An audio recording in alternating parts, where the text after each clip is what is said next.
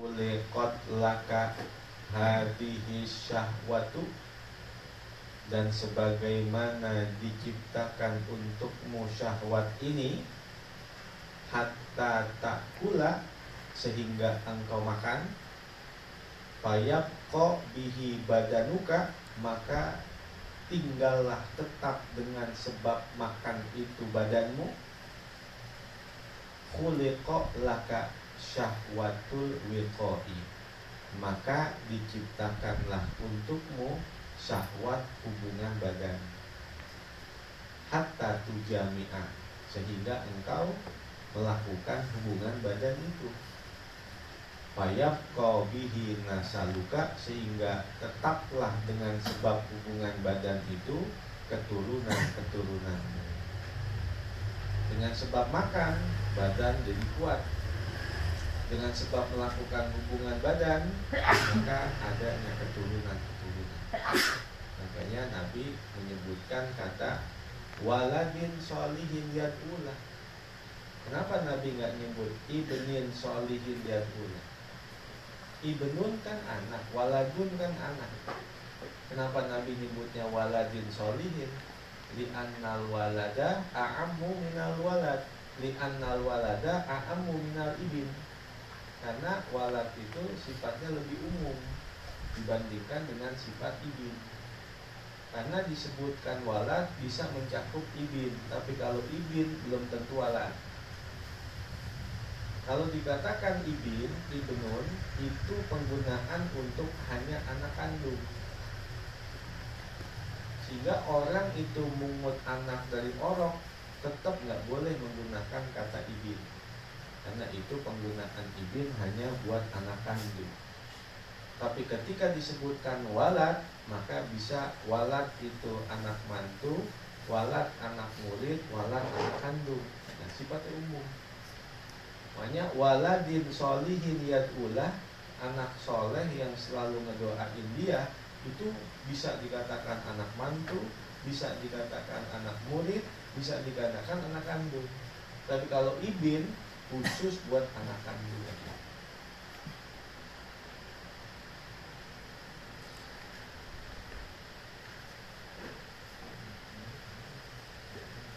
Walau qasasna alaika,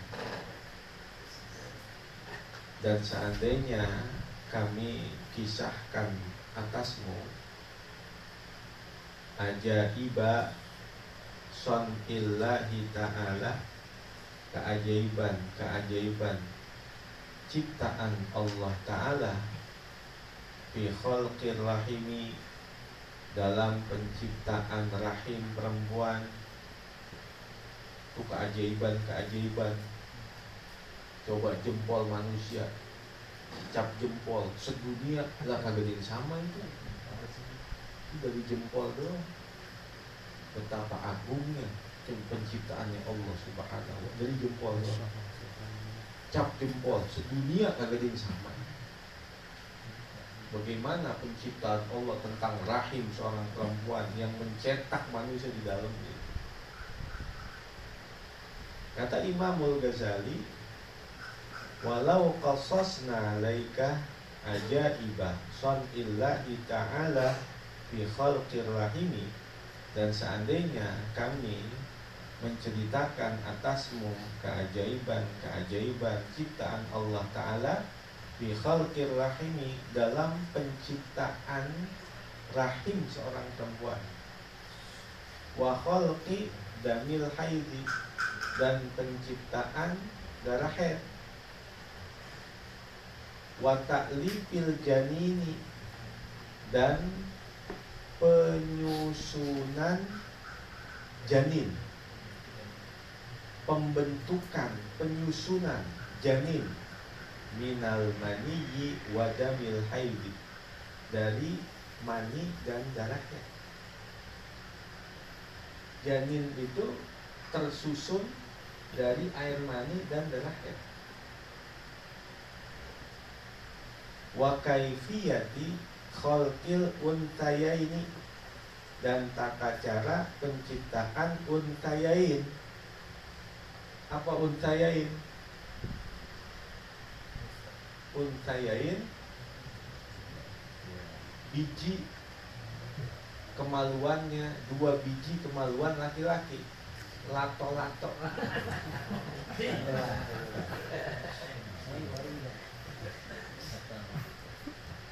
Wa kaifiyati khalqil untayain, dan tata cara penciptaan 2 biji kemaluan laki-laki. Wal uruqi salikati ilaiha, dan urat-urat yang berjalan kepadanya, minal qafari, dari tulang punggung, alladhi huwa mustaqarrun nutfati, yang dia adalah tempat penyimpanan mani. Tulang punggung, sulbi, itu tulang punggung, sulbi tempat penyimpanan air mani, berjalan terus dari tulang sulbi turun ke untayain, 2 biji laki-laki. Wa kaifiyatin sibabi ma'il mar'ati, dan tata cara tertuangnya air mani perempuan, minat taraibi, dari tulang dada, biwasitotil uruki, dengan perantara urat-urat. Masya Allah, sampai segitunya Imam Ghazali. Wa kaifiyatin kisami mak'arir lahimi, dan tata cara terbaginya bagian dalam rahim, ila qawaliba, kepada cetakan-cetakan. Di rahim seorang perempuan itu ada cetakan-cetakan. Taqaun nutfatu fi ba'diha, yang terjatuh mani pada sebagian cetakan itu, fatatasakkalu bisyikli dukuri, sehingga membentuklah dengan bentuk bayi laki-laki. Wataqa'u fi ba'diha, dan terjatuh mani itu pada sebagian cetakan-cetakannya, fatatasakkalu bisyiklil inati, maka berbentuklah dengan bentuk janin perempuan. Jadi rahim perempuan itu ada cetakan, yang sebelah kanan, yang sebelah kiri. Makanya dalam kitab-kitab munakahat tuh, orang yang ingin bayi laki-laki, sehabis dia melakukan hubungan badan, istrinya suruh miring lambung kanan di bawah. Karena memang cetakan rahim buat mani masuk ke dalam rahim yang buat laki-laki itu adanya di sebelah kanan.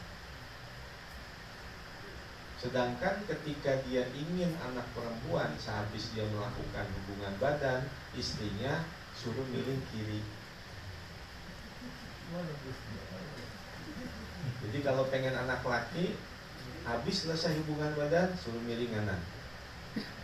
Kalau dia pengen anak perempuan, sehabis melakukan hubungan badan, miring kiri. Kalau emang dia mau nambah lagi, suruh celentang.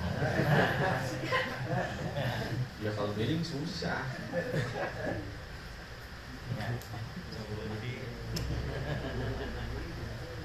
Wa kaifiyati idaratiha, dan tata cara berputarnya di abwali khalqiha, pada tahapan-tahapan pembentukannya, mudghatan wa alaqatan, yang menjadi segumpal daging dan segumpal darah. Tumma azman walahman wadaman, lalu menjadi tulang dan daging dan darah.